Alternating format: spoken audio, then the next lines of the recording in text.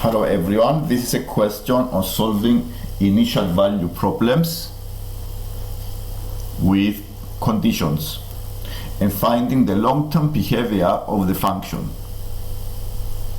So I'm going to use the methods of solving differential equations, second order differential equations, when they are equal to another trigonometric function, and find the function f using the initial conditions given. The conditions that are given in the exercise is when the value of x is 0, the value of the function y is -1, is the function. This is the condition we have, the first condition. The second condition is when the value of the x is 0, the first derivative of the y is -2. And I plan to use these two conditions to find the function after solving the second order differential equation you see on the screen. I follow the steps of solving second order differential equations. First thing to do is to take the left hand side of the differential equation and make it equal to 0. The next thing is to make it in a quadratic style by using the coefficients as 1 lambda square plus 2 lambda plus 2 is equal to 0. I use the coefficients of the second order differential equation. And after solving this quadratic equation, I found two complex solutions. There are no real solutions, and the complex solutions are -1 plus minus the I, because as you already know, the root -1 is the I. So I have two complex solutions. So the complementary function takes the format as you see below. This is the complementary function, because the solutions of these quadratic equations are complex numbers. The complementary function is the exponential to the power of -1x. The -1 is the real part of the complex solution. This is the real part. And the bracket is the constant c cosine 1x plus d times sine 1x. The value in front of the x is the imaginary part of the complex number, is the 1i. So this gives me the complementary function.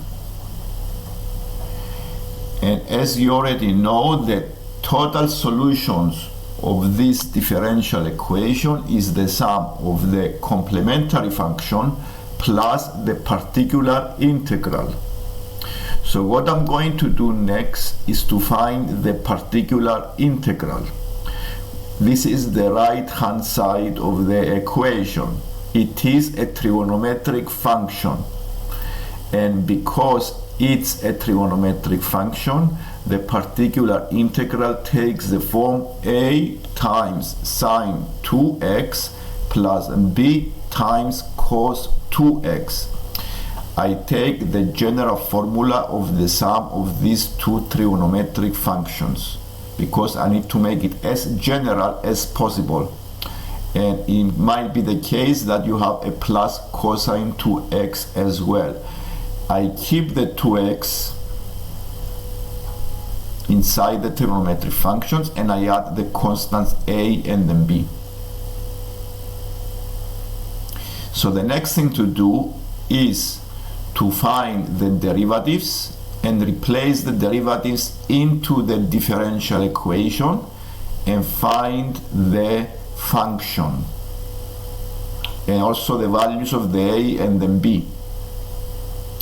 So I found the first derivative is dy over dx is 2a cosine 2x minus 2b sine 2x, and the second derivative are minus 4a sine 2x minus 4b cosine. So what I did here, I found the first derivative, the second derivative of the particular integral, and I substituted into our differential equation. This is on the right hand side. I have in small letters the differential equation, and I use the derivative, the first derivative, the second derivative, and what I'm trying to do here is to find the constants a and b by comparing the two sides of the equation. So what I did next is prepared the equations,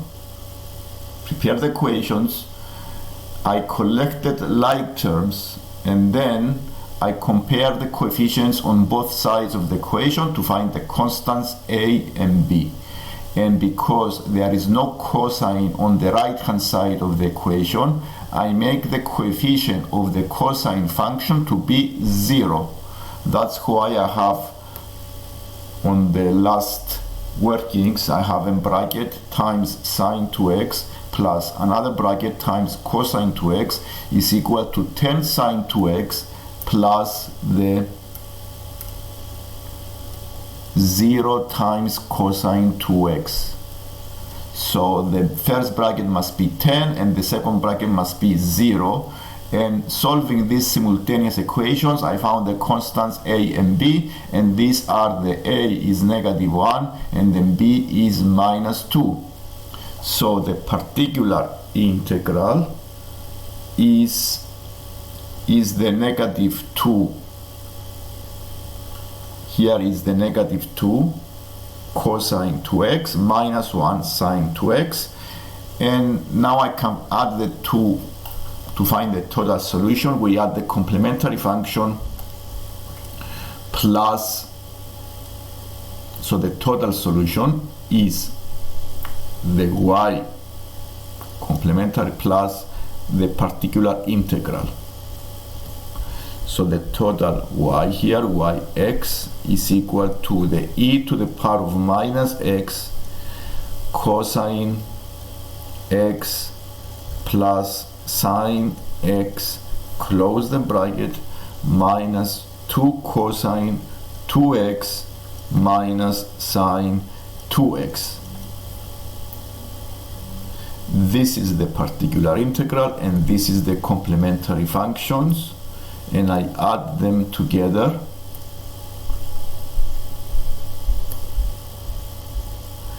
And now to find the long-term behavior of the function, you see this is the transient part. This is the transient part of the function, transient solution, because this goes to 0. This function e to the power of minus x bracket cosine x plus sine x goes to 0 because the e to the power of minus x goes to 0 for big numbers of x. And what is relevant here is the second part of the function, and with big numbers of x, this is the dominant part of the function. So the minus 2 cosine 2x minus sine 2x dominate the solution for large positive values of x. So this is what we need to write here, is that for large values of x, these dominate the solution. And this is the long-term behavior of the function f. So we found here also the long-term behavior of the function f.